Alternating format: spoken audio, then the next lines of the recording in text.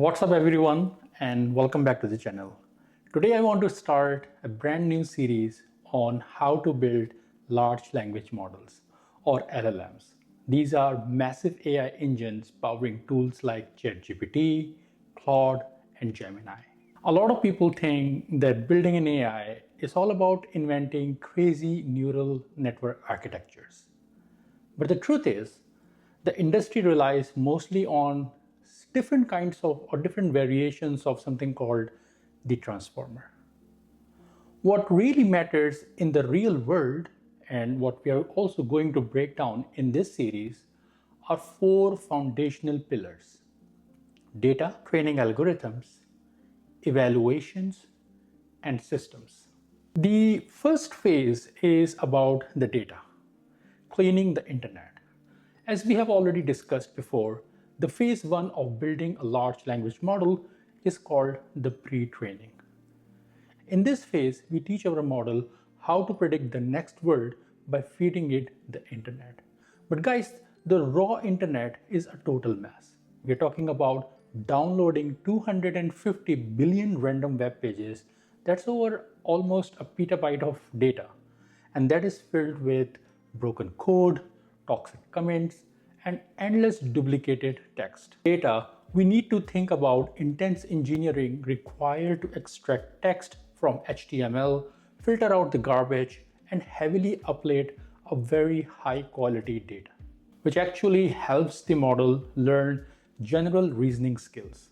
During the pre-training, we also think about something called the tokenizer, the unsung heroes that chop words into 3 to 4 different letters so our model can efficiently process everything from typos to complex math.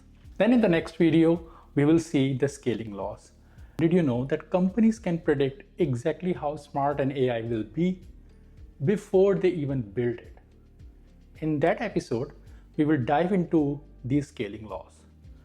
We will show you how researchers found that if you linearly increase your computing power, your dataset size, and your model parameters on a log scale, the model's performance improves in a highly predictable straight line.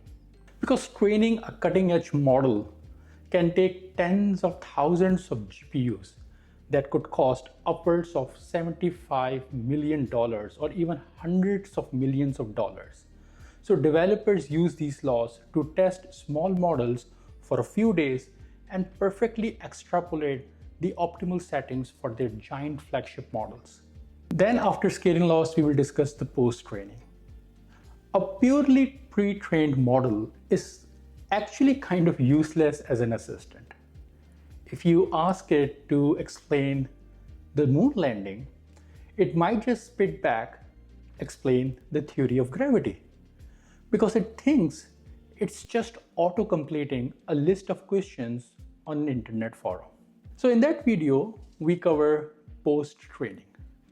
First, we will explore supervised fine-tuning, often called SFT, where humans write out thousands of perfect instructions and answers so the model learns how to behave like a chatbot, like an assistant we are used to. But because humans are very slow and expensive, we will also dive into the heavy hitters.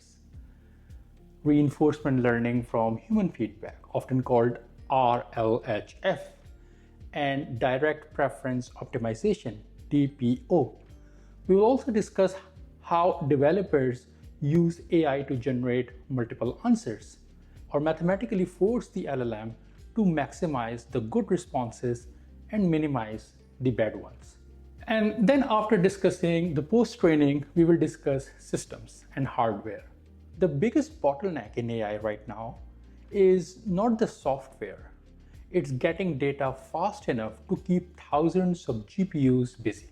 By using less decimal precision, developers can ship data back and forth way faster without using up all the GPU memory.